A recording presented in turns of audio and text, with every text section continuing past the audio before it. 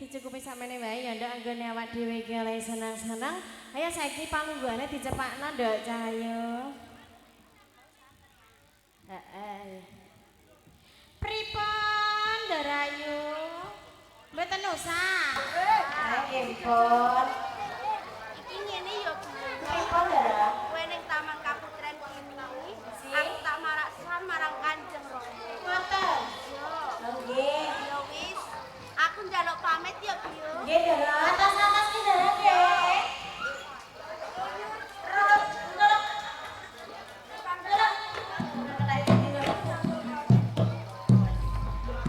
Dok, kadang iki ndarane ayu sowan saiki awak dhewe ayo padha netepi kewajiban aku ya.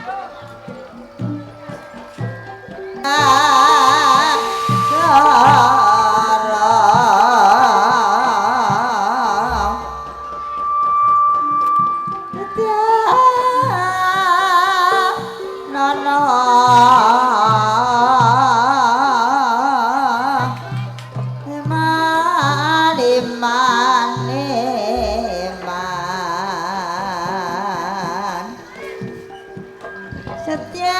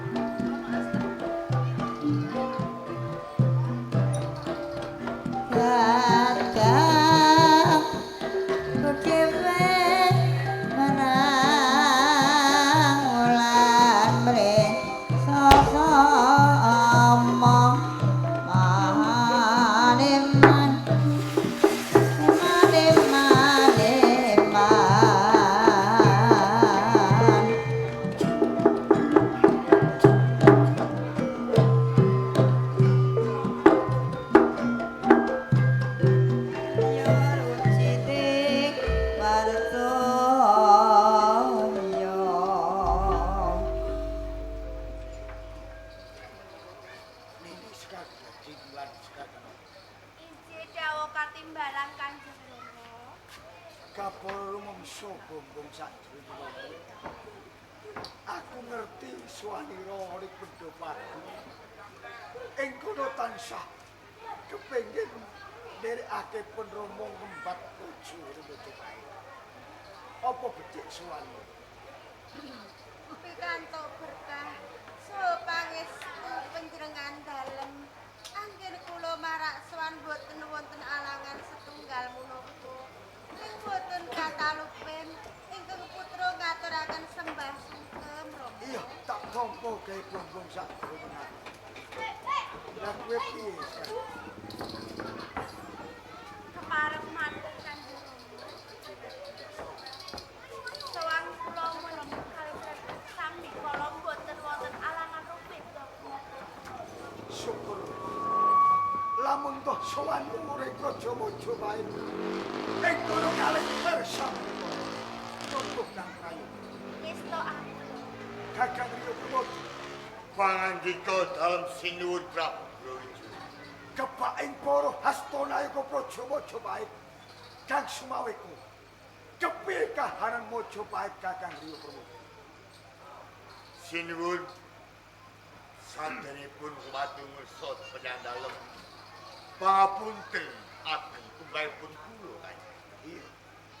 Awit ing nguni kula tansah nindakaken dawuh pirsa panjenengan. Jagiun salebetipun negari Majapahit entering antawis dangusi.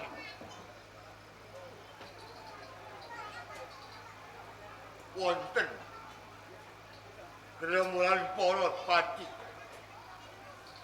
Yang sami neka wonten salebetipun negari Majapahit kalebet pandangan sewu nebu. Yen kaya ngono Majapahit iki ana tamu. Nek pancen ana tamu, keneng apa ora kok lumarep tehone pendopo aku Majapahit Kakang iki. Lekasipun para pati pandangan sewu nebu. Pati kula kemso panjenengan dalem ning panjenengan ketah ilmu. Yen toh panjenengan pun sinau bangsan paling dawuh dhateng kula. Tentrem dipun negari menika Majapahit.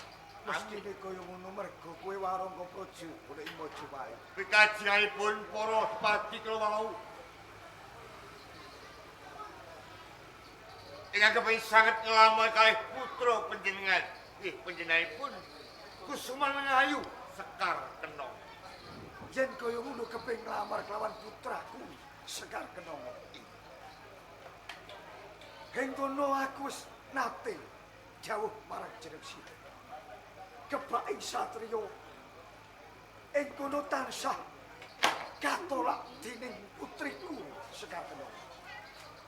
Aku maturake ing menggone para bupati mau uga katolak. Malah gawe gertah. Ora ing praja Majapahit.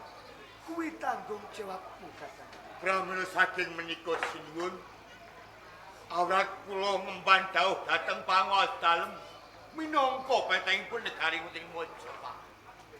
Kula nginaken entoh panjenenganipun pati kula wau. Kula yemutaken ing tansah ngeduyu piyambakipun panjenengan kalih panjenenganipun siun Brawijaya. Ning tundhonipun dadosaken campuh perang, dadosaken pasulayan. Prajurit peranganipun wonten negari Majapahit kalah pandangan sewu nebu. Ning tundhonipun prajurit dalem boten kuwatanti. Majapahit kalah.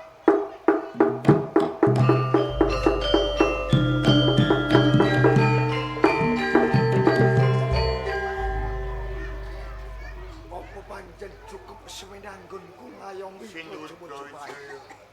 Amin. Amin. Nangkapsan.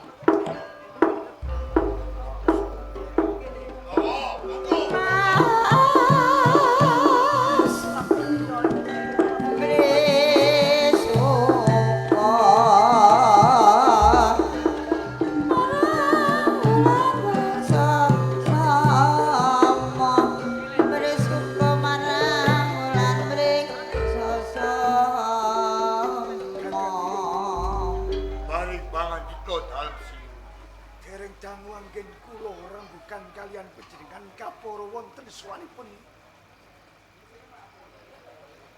Ing mriku kula wawas kadya saking sandang panggu tiyang ingkang kagungan pangkat derajat. Menika ingkang kuwastani para bupati pandangan sewu. Oh, menika ingkang nglamar putri. Lumbukan rayu. Istaken ta. Kisana Paring pangandika dalem. tegis kula menika ngapi tambuhi marang jeneng sira. Pancen sepisan iki aku ketemu. Sinten toh sesilih panjenengan lan tiyang saking Adipati Hendramayu. Hendra Baskara. Indra Baskara saking Indramayu. Ingkang sawiji Liman Sito Bupati saking Kabupaten Kuningan. Liman Seto saking Kuningan. Nggih, Miyak marang Hastonayaka Praja Majapahit. Kapara ngabiyantara wonten Pendapi Agung Majapahit wonten wigatos ingkang Cetaripun kula swara tengersanipun Sang Prabu Brawijaya. Namung badhe nglamar ingkang putra pun Sekar Kenong. panjenengan kepengin nglamar putri kula Sekar Kenong. Iji. wonten ngomongaken panjenenganipun Kang Waswati Indrabaskara tepi saking Kabupaten Kuningan tumuju wonten ing Praja Majapahit kula kepengin sanget dados putra mantu Sang Prabu Brawijaya Majapahit. Liman seto uga ngersakake Sekar Kenong. Lan inggih Lajeng pundi putra putri panjenengan dalem sinuwun ingkang akekasih Sekar Kenongo. Indra Baskara. Nek pancen kowe kepengin ngerti kelawan putriku Sekar Kenong. Iki wujude. Menika piyo pripun Kang Waswati? Lewan seto. Ombluke ora karuwane mendah kaya ngopo nek dadi bojoku Lewan seto. Kang Waswati nggih saestu ayu layak dados kembang kidunging para bupati Mendah kaya saha ngopo kanem. tandange Lewan Apa seto. pancen menyang Indramayu ki ora ana wanita kang endah Sulti? Kados pundi sinuwun? Apa pancen menyang Indramayu iki ora ana wanita sing endah Sulistya? Boten wonten. Sing ayune kados Sekar Kenongo niku boten wonten sinuwun. Kaya ngono. Ya, kabeh mau ngerti. Anggonmu ngalemono kelawan putriku mergo kowe tresna karo putriku. Kula kedanan, kula pengin mundhut garwa ingkang putra pun Sekar Kenongo. Nanging Indra Kesuma. Ing kene aku minangka wong tuane Sekar Kenongo. Aku gadah ning ora gadah. Aku duweni ning ora nglakoni. Lajeng kepareng panjenengan dalem Aku kepengin nari kelawan putriku Sekar Kenongo. menika so panjenengan kados ngaten nyumbanggaken ingkang Sinuwun Prabu Brawijaya. Kaya ngono lungguh Kang Prayoga. Nini Sekar Kenongo. Paring pangandika kula. Majapahit ana tamu saka Bandangan Sewu sing kepengin nglamar marang Jeleksira. Aku kepengin negara Majapahit tentrem. Kono Wangsulana Kang Prayoga.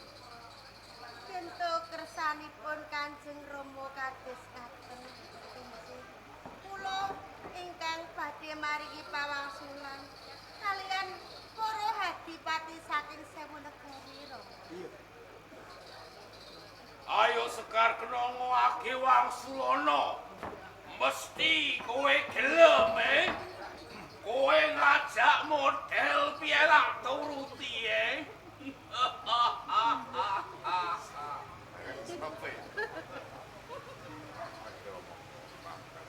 Ayo Wangsulana nek kowe gelem, Mergo pawongan kae iki wis kulino. Udah model ya, Mo. 69 apa piye, Sinuwun jebule nggih pengalaman kiambake niku dipati Bandangan Sewu Negara. Kula sangka kuwi. Saka ature jare durung beri karo. Kapara kok wis apal. Lah nggih menika kula gumun. Menawa kulinane iki nang Kampung Baru. kulino ning namung liwat kula. Liwat tendang kok piye? Ayo kono Wangsulana sekarang. Nuwun sewu Kanjeng Adipati. Sarehne Sekar Kenongo namung sajuga. Bingung sanget anggen kula maringi pawangsulan dumateng panjenengan sekaliyan. Mila Kanjeng, kula nyuwun inah sekawan dasa dinten Kanjeng. Jaluk inah 40 dina piye Liman Setoi?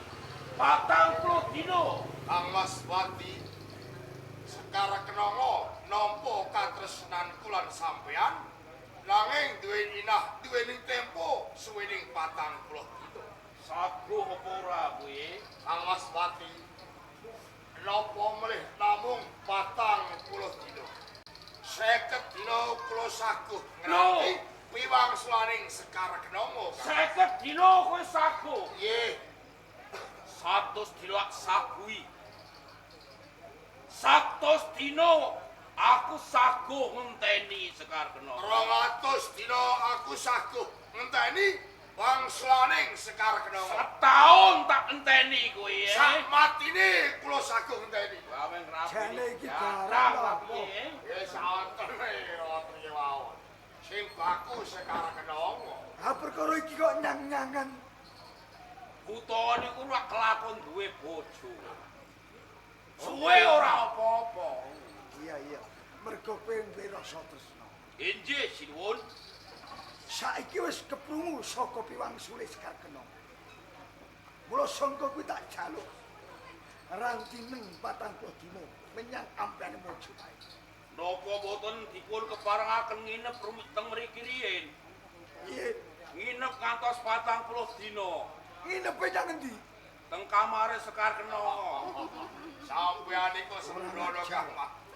Sampeyan iki hotel. Nek pancen durung ijab, aja nganti. Lho kula mboten napa-napa namung nginep sarasan.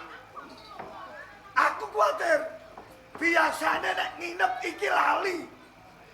Lali niku lek lampune dipateni kula padangke terus. Oke sampeyan iki lilir rak turu. Lah. Nek padha turu gak apa-apa. Siji terus, sing siji melek sing cilaka. Lah dijajal sithik ndek ora apa-apa. Kowe iki malah ngenyang. Nggih sinuwun. Menika sampun wonten sabda pangandika panjenengan kados ngaten. Sekawan dosa dinten bane kula rantos sinuwun. Nek pancen kaya ngono enggal mesan grah ora ngampari bojo. Bareng yo tawe iki. Wis dalem.